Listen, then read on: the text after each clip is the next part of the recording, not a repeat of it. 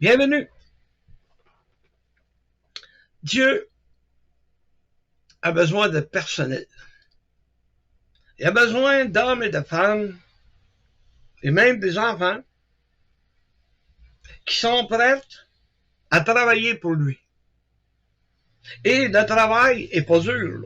C'est pas un travail physique, là, comme si tu fais travailler des enfants dans certains pays là, pour que ça coûte moins cher le pain de running food qui devient peut-être à 3-4 piastres puis qui te vendent ça 150, 200. On parle pas de ça. Là. On parle d'être une lumière. On parle d'être un témoignage vivant de ce Dieu si grand. Et comme Dieu recherche du personnel, ben il a envoyé son chef du personnel. C'est lui qui va te faire passer des entrevues. C'est lui qui va te choisir. Et c'est ce qu'on va voir ensemble. On va voir quelle sorte de personnel que Dieu a besoin. Premièrement, les critères d'embauche sont simples. On commence avec le livre de Tite, au 2e chapitre, le verset 14. On y apprend qu'il s'est donné lui-même afin de nous racheter de toute iniquité et de se faire un peuple qui lui appartienne, purifié par lui et zélé pour les bonnes œuvres. Donc, si on se présente pour être embauché, ben, premièrement, il faut être sauvé. Il faut avoir été racheté de toutes nos injustices, de tous nos péchés. Parce que Dieu veut un peuple qui lui appartienne à lui. Donc, il est sévère dans ses critiques d'embauche. Il va être sévère, ça je vous le garantis d'avance, là. Je vous le dis. Parce qu'il veut un peuple qui est zélé pour justement faire des bonnes œuvres. Une œuvre, c'est un travail. Il va avoir un peuple qui va faire son œuvre, qui va travailler pour Dieu. Avez-vous été purifié? Dans la première épître de Jean, l'apôtre Jean, première épître, chapitre 1, le verset 7, on peut y dire que si nous marchons dans la lumière, comme il est lui-même dans la lumière, nous sommes mutuellement en communion. Et le sang de Jésus nous purifie de tout péché. J'ai été lavé de toutes mes fautes. J'ai été lavé de mes péchés. J'ai été pardonné. Mais je suis encore un pécheur. Et comme je suis un pécheur, ben le diable réussit à me faire tomber dans le péché. Mais si je suis en communion avec lui, mutuellement, comme deux amis, comme deux frères, comme deux sœurs, si je suis en communion avec lui, ben si le diable me fait tomber cet après-midi, ben j'ai juste à aller à Dieu en passant par le Seigneur Jésus. Parce que le sang de Jésus va me purifier du péché que j'ai commis. Parce que je suis en communion avec lui. Parce que nous sommes en communion, le diable va essayer de nous faire oublier. Il va nous amener à dire, ben, c'est pas grave, voyons donc, Dieu va te pardonner, puis tu peux y aller, puis Dieu te pardonne si tu lui confesses ton péché. Si tu passes par Jésus, si tu demandes au nom de Jésus, il va se tourner vers son Père puis il va dire, Seigneur, purifie-le parce que j'ai donné mon sang pour lui. On est bénis, hein? Et voilà, nous sommes bénis. Donc, si on continue, il y a un questionnaire. Ouais. Il nous a posé 2 questions jusqu'à date. Mais là, il va nous lire un texte. Qu'est-ce qui attend? Qu'est-ce qui attend de celui qui va embaucher? Qu'est-ce qui attend de son personnel? Puis il va nous lire 1 Corinthiens 13.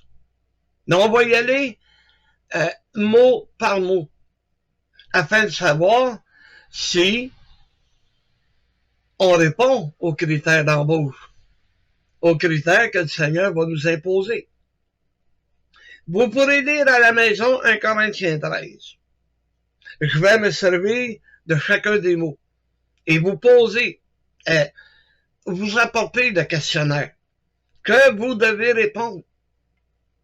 Et il faut que vous soyez honnête avec votre cœur. Il faut être honnête parce que c'est à Dieu qu'on va avoir à répondre. Est-ce que vous avez de l'amour ou avez-vous de la charité selon certaines Bibles? Il y en a qui se traduisent par amour direct, tandis que d'autres vont dire que c'est de la charité. Mais la charité, comme je l'ai toujours dit, que je le dirai tout le temps, ce sont des gestes qui sont faits par amour. Donc, avez-vous de l'amour? Pas l'amour entre hommes et femmes, là. Non. L'amour du Seigneur. L'amour qu'on est capable de partager, qu'on est capable de dire à quelqu'un, je t'aime. Que ça soit un homme, que ça soit une femme, que ça soit un enfant. Qu'on soit capable de le dire, je t'aime. Sans avoir d'arrière-pensée, là. Je t'aime, mais d'un amour physique. Non. On parle d'un amour spirituel. OK? L'amour est patient. Je le sais, on revient souvent avec ce mot, la patience. Mais ça fait partie de nos vies. J'ai pas besoin d'élaborer beaucoup sur la patience. Vous le savez ce que c'est que la patience. Il faut être patient avec nos frères et nos sœurs. Tu sais, la patience, pas dans l'épreuve, là. Il faut être patient avec eux autres. Parce qu'ils sont peut-être pas rendus au niveau où ce que tu es rendu. Peut-être qu'ils sont encore faibles. Peut-être qu'ils ont besoin, justement, du niveau où tu es rendu, ils ont besoin de toi, que tu puisses les aider à atteindre le même niveau que toi, ou même peut-être te surpasser. Mais il faut être patient avec eux autres. Si au moindre péché, tu viens puis tu leur sautes dans le visage, tu les aideras pas. Il faut être patient. Vous savez, en tant que missionnaire, j'ai ouvert des missions. Je suis allé en mission, j'ai ouvert des églises. Puis je le dis pas par vantardise, je le dis parce que c'est un fait. Il a fallu que je sois patient. Parce que quand tu rouvres une mission, tu as quelques membres seulement. Ben là, faut que tu les apprennes à prier. Faut que tu les apprennes à chanter. Faut que tu les apprennes à lire la Bible, à les encourager à lire la Bible, à étudier eux-mêmes. Faut être patient, là. Mais quand cette mission devient une église, et qu'il y a un autre pasteur qui prend ta place, quand tu retournes, et qu'il demande à un membre de prier, tu fermes tes yeux et tu dis, hey, il savait même pas quoi dire. Il savait même pas comment prier. Et grâce au travail que le Seigneur m'a donné à faire avec eux autres, grâce à la patience qu'il m'a donnée avec eux autres, ben je l'écoute prier.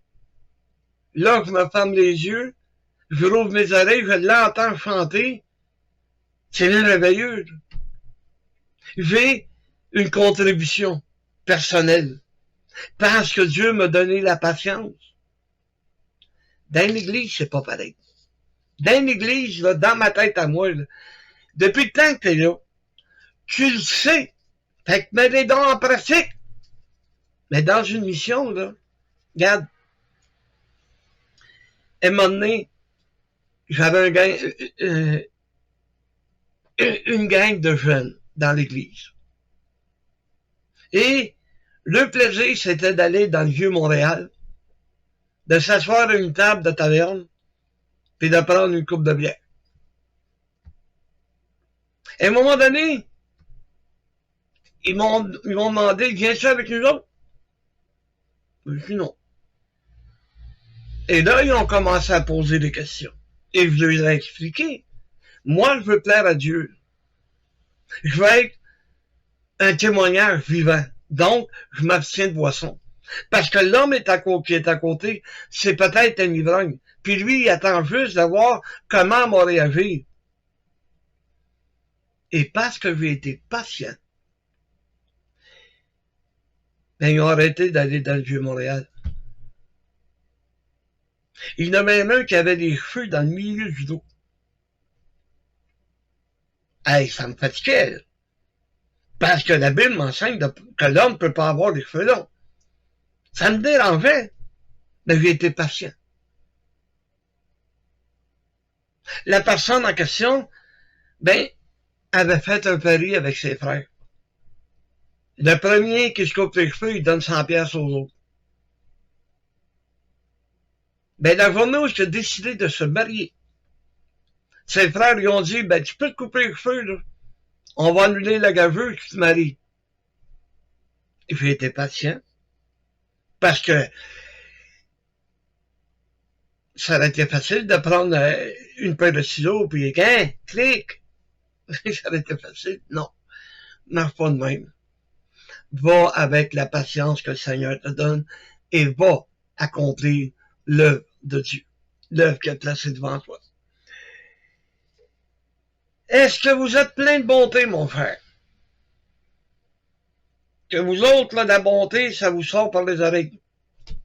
Vous êtes bon avec tout le monde. Même celui qui se moque de toi. T'es bon avec lui. T'es bon avec tes voisins. T'es bon avec tes enfants. Il faut avoir de la bonté. Il faut être bon.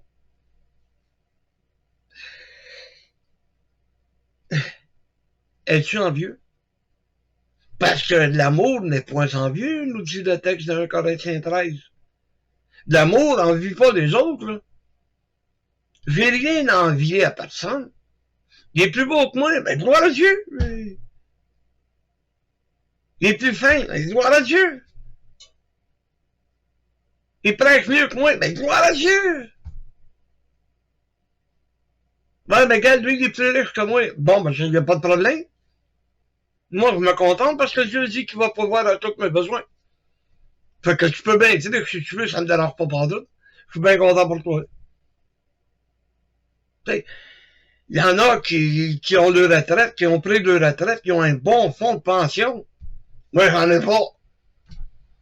Mais Dieu pour voir mes besoins pareils. Et peut-être que je peux pas me permettre les voyages que je me permettais autrefois quand je travaillais. Malgré que c'est pas le manque d'argent qui m'empêche de voyager, c'est ma condition. Mais je vais pas être envieux. Hein? C'est un manque d'amour. Réjouis-toi, ton frère est heureux, ta sœur est heureuse, mais réjouis-toi avec eux autres. T'as pas à l'envier pas tout. Et à un moment donné, il y a un frère à lui, là, il en était terrible. Si t'avais la moindre occasion de changer d'auto, même si c'était pas une neuve, là, on sait bien que toujours les mêmes qui sont bénis. Ouais, mais j'ai acheté d'auto, là. Mais sais-tu comment ça me coûte de paiement? Hein, c'est ça que je pense, là, quand quelqu'un s'arrête à un Char-neuf. Pas tout le monde qui a les moyens de payer sa cash, là. Il y en a bien souvent, là, oh, ils s'arrêtent à un Char-neuf, mais, m'a dit une affaire, les autres, les fins de mois, ils viennent vite. Qu'est-ce que t'as envie, c'est le paiement? Ben, c'est la même affaire. Endette-toi. Ah non, c'est vrai, tu peux pas t'endetter, tu l'es déjà. Ah, êtes-vous, l'amour ne se vend point. Hey, des vantards, t'en connais-tu? À pelleter de même.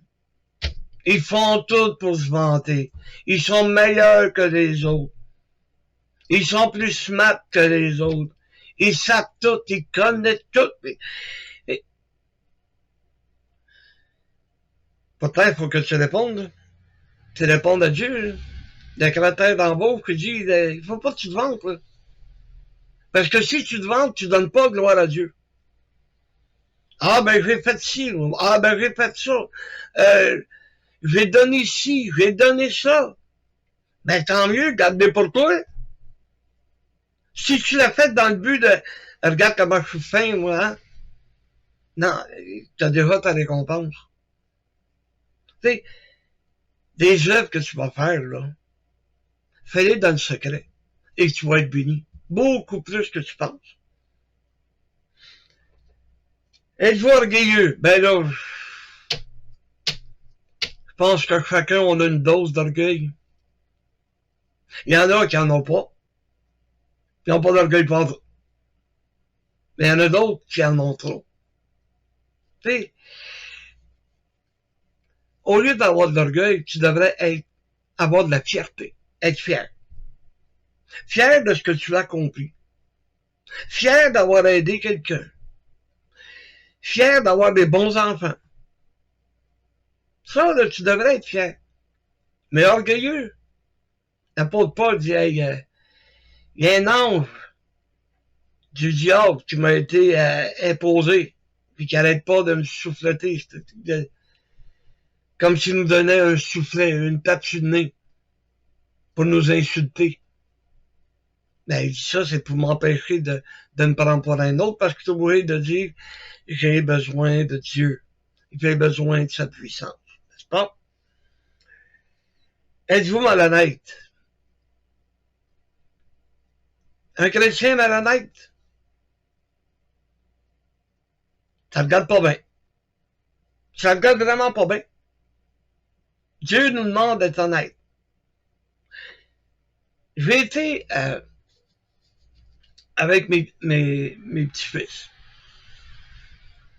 On a arrêté au TQR. J'avais besoin des bas. Et au lieu de prendre un panier, on n'avait pas grand-chose, quelques articles. Mais tu sais, quand tu rentres dans un TQR, ben il y a pas mal plus d'articles que tu vois, puis t'es tenté de les acheter, puis t'es avec. Mon petit-fils, il en avait les mains pleines quand j'ai découvert les bas. Alors, on a pris des bas, je les ai mis dans le côté de mon fauteuil roulant. On a continué notre magasinage. On a vu à un moment donné qu'il y avait un panier. Il en était chercher un panier. Il a mis les affaires dedans. Puis on a continué. On est arrivé à la caisse. On a sorti les articles. On a tout payé. Puis bon, on sort de là. Rendu dans l'auto. Quand je me suis levé pour faire mon transfert, c'est là que j'ai vu les bas. On les avait pas payés. Fait que j'ai dit à mon petit-fils, Noah, j'ai donné de l'argent, j'ai dit, rentre en dedans, puis va payer. Va payer les bas, explique à madame que c'est par mégarde, là. On n'a jamais voulu voler ces bas. Et voyez-vous, j'ai été un exemple pour mes petits-fils. Et la madame, là, quand elle fait une erreur, ou qu'elle se fait voler quelque chose, ben c'est elle qui est obligée de payer au bout. Il prend ça sur sa paye. Et au moins, je me rappelle pas penser 11 ou 12 piastres de paquet. Mais au moins, elle n'aurait pas payé ça. Parce que j'ai été honnête. Il y a un frère. Ils s'en vont déjeuner. Ils sont deux. Il y en a un qui se lève, qui va aux toilettes. Quand vient le temps de payer. L'autre se lève, puis il va aux toilettes avec. Les deux sortent et ils s'en allent en camion. Pour aller travailler. Et un qui dit à l'autre, ben, je te remercie d'avoir payé. Il dit, quoi, j'ai pas payé? Ils sont sortis tous les deux, puis il n'y en a pas un qui avait payé. Ben, le lendemain, ils sont retournés au restaurant-là, puis ils ont expliqué que je pensais que c'était lui, puis lui pensait que c'était moi. Ils ont payé. Puis, ils ont payé la facture. Pourtant, il n'y a personne qui s'en est aperçu. Mais l'honnêteté, ça paye. C'est plus payant d'être honnête que d'être malhonnête. Est-ce que tu cherches ton propre intérêt? Est-ce que tu vas prendre à cœur les intérêts de ton Église? Est-ce que tu vas avoir à cœur les intérêts de Dieu? Il t'engage, là, c'est parce qu'il a besoin de toi. C'est comme ton boss, là. Quand tu arrives au travail, là, il te dit pas, assis-toi là toute la journée, puis fais rien. Ah non, son intérêt, c'est que tu travailles parce que tu vas y rapporter de l'argent. Mais c'est la même affaire pour l'Église. Où quel est ton intérêt? Ta vantardise personnelle? Ou si ton intérêt, c'est de faire grandir ton Église? C'est ça l'intérêt, hein? Est-ce que ça vous arrive d'être irrité? Parce que l'amour ne s'irrite point. Hey! Combien de fois qu'on a été frustrés après nos femmes? Puis on les aime. On a pogné une petite chicane, puis on a été frustrés après elle. Combien de fois qu'on a été irrités par nos enfants? Tu sais, là, ils ont poussé le bouchon leur veille de faire quelque chose. Parce qu'on était fâchés. On était irrités contre eux autres. Mais la Bible dit que je ne devrais pas être irrité envers des frères et des sœurs. Que si je suis irrité, ben, il y a un problème, on va le régler le problème. Parce que moi, je veux pas être en colère, puis je veux pas être frustré après un frère ou une sœur. Donc, ça fait partie des critères d'embauche. Est-ce que vous êtes le genre à soupçonner le mal? Vous vous souvenez à l'époque, là, il y avait des chiens et des loups, entre chiens et loups. La belle Laïs Brassard, pour elle, là, elle voyait quelque chose, c'était mal. En partant, c'était mal. Puis elle aimait ça, elle allait rapporter à un puis à l'autre. Elle est une moutarde noire, comme qu'elle disait dans le temps. La belle Laïs, elle soupçonnait le mal. Et aujourd'hui, ben, c'est facile de soupçonner le mal. Combien qu'il y en a qui soupçonnent le mal? Hein? Il y a un temps, là, OK? Il y avait tellement de soupçons que le pasteur a été obligé de dire et d'imposer que si une sœur est seule à la maison, ben va-t'en. Rentre pas. Pourquoi? Parce que si tu rentres, là, il y a peut-être quelqu'un qui va te voir, puis que lui, de bon, ben, hey, il est pas parti prendre rien qu'un café. Suite là, bang, ça part. La machine à rumeurs, slack. Il a fallu qu'on impose. Soda, pas se poser. Est-ce que tu te réjouis de la vérité? Oh. À un moment donné, les enfants, mes enfants, puis les enfants de d'autres frères et sœurs, ils jouent ensemble. Et à un moment donné, ben, il est arrivé quelque chose. Bon. Et là, ils ont accusé ma fille, la plus vieille, Annie. Et là, il dit, dis-moi la vérité. Ben, sinon, ça aborde le savon. 5 des menaces, là, avec qu'elle aurait fait avaler du savon mes filles, il y en a. Mais ça marchait. Et, elle avait beau me dire, c'est pas moi qui l'ai fait. On était au terrain de camping. Et à un moment donné, quand j'ai commencé à parler plus fort, mon autre fille, Julie, a sorti de la roulotte. Elle dit, pas, c'est pas elle. Elle a dit qui c'était, je vous le dirai pas, là. Mais je me suis réjoui de la vérité. J'étais content. Tu sais, si elle l'avait fait, elle m'avait dit, oui, c'est moi. Ben, ça aurait été moins pire. Il y aurait eu une punition, mais moins pire. Mais là, la punition aurait été grande, là. Mais elle m'a dit la vérité, puis mon autre fille est venue corroborer ce geste de vérité. J'étais tout heureux de ça. Oh boy, hey. T'es-tu prête à tout excuser? Tout pardonner? Prête à quoi quand ton frère ou ta sœur te dit quelque chose? Ah oui, oui, oui, je le crois. Ce que Dieu dit, oui, je le crois.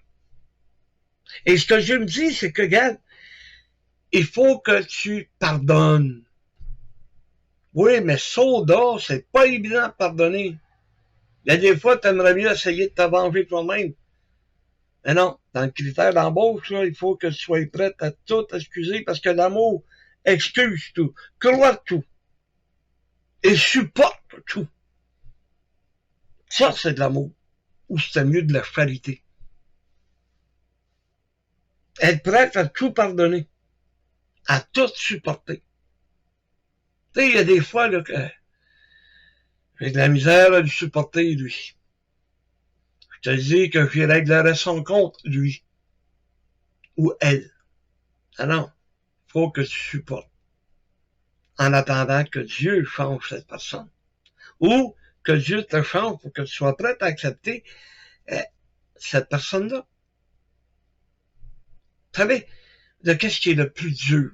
Pour moi, là, c'est quand tu es en train de témoigner quelqu'un. Tu es en train d'y parler du Seigneur, de l'amour du Seigneur. Et que cette personne-là te dit, ouais, mais c'est parce que un tel frère là, de votre congrégation, il était avec moi hier au bon salon. Il était avec moi et on a été voir les danseuses. Ton témoignage, là, il vient de finir là. À cause d'une mauvaise lumière, ben tu peux pas continuer. Vous savez, à un moment donné, ça m'est arrivé, là. Je suis en train de témoigner une personne. Et je suis en train de dire, regarde comment est-ce que le Seigneur a changé ton frère. Il était à côté de moi, là, ce frère-là. Il a dit, ouais, c'est lui qui m'a dit ça. Ben, on était aux danseuses hier. Quand il est parti, j'ai regardé le frère. J'ai dit, à cette heure, répare tes erreurs. Essaye de le convaincre de venir à l'église et d'accepter Jésus comme son sauveur. Essaye de le convaincre. Ça fait mal.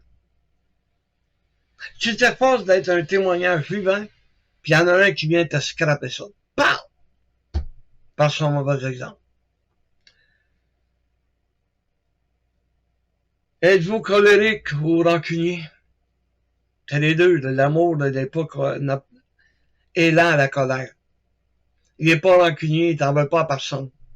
Tu sais, ceux qui ont des petites crottes sur le cœur, ça partira jamais.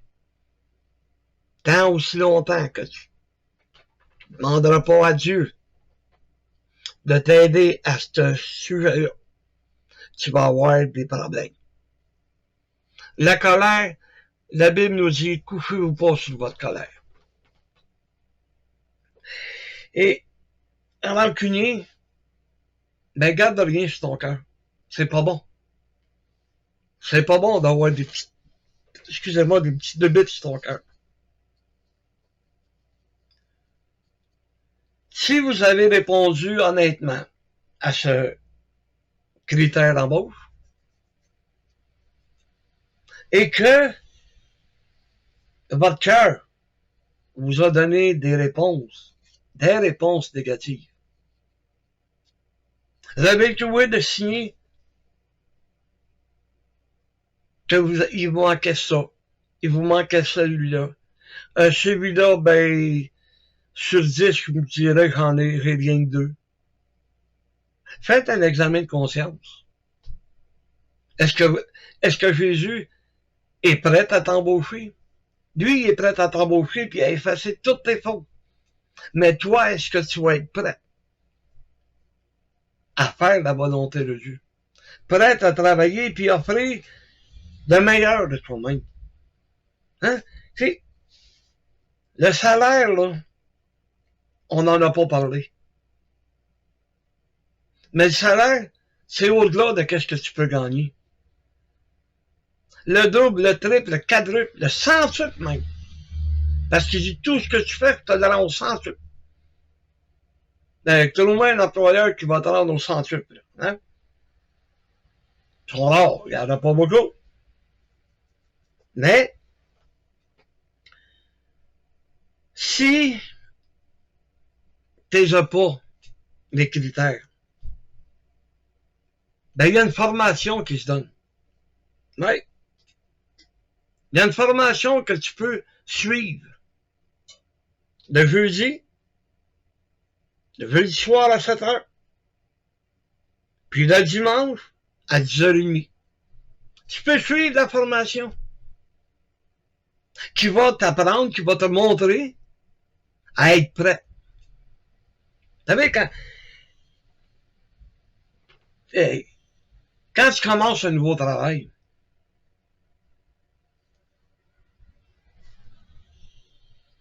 ils vont te donner, comment on pourrait dire, une formation, un cours. Tu sais, des fois, là, c'est pas long, là.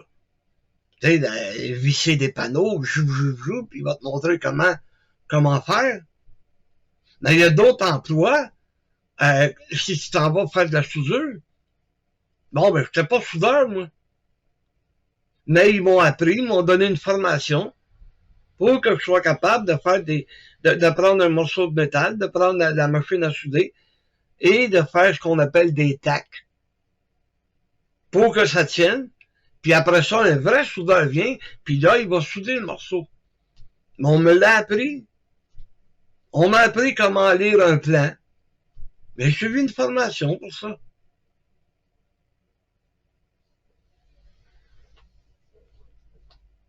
Mais il a fallu que je la suive.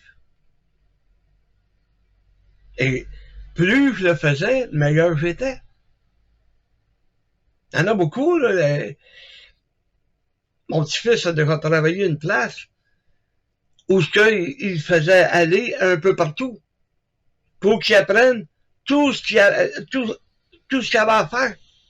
Comme ça, si quelqu'un ne rentrait pas, ben, il pouvait l'envoyer faire tel job sur la ligne d'assemblage. Il savait comment faire parce qu'il avait suivi une formation complète. Alors, je